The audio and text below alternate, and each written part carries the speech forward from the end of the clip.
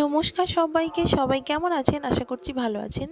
তো প্রথমেই বলছি, সাইড থেকে যে সাউন্ডটা আসছে ওটা কিন্তু সবাই একটু ইগনোর করবেন। তার কারণ কাছাকাছি পুজো হচ্ছে, সেই জন্য সাউন্ডটা একটু বেশিই শোনা যাচ্ছে। তো এখন বেরিয়ে পড়েছি বাচ্চা কাচ্চা নিয়ে সেজে গুজে ঠাকুর নিয়ে আসার জন্য। তোমাদেরকে আগের একটা ভিডিওতে বলেছিলাম যে আমার বাবার বাড়ির পাশেই বাসন্তী পুজো হবে। তো কাল থেকে স্টার্ট হয়ে গেছে। কাল ছিল ষষ্ঠী আর কালকেই ঠাকুরটা আনতে গেছিলাম। আর আজকে হচ্ছে মায়ের মহাসপ্তমী। আর ঠাকুর আনতে যাওয়া হয়েছিল আমাদের বাজার বাবুরহাট থেকে। আর প্রতিমাগুলো এখানে গাড়ির মধ্যে সব তুলে দেওয়া হয়েছে। এইবার যাওয়ার পালা।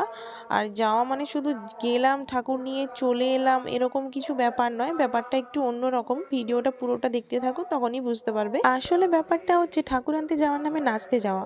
মানে হচ্ছে ঠাকুরের সাথে থাকবে বক্স, আর তার সাথে সবাই মিলে কোমর দুলিয়ে দুলিয়ে বাড়ি আসবে।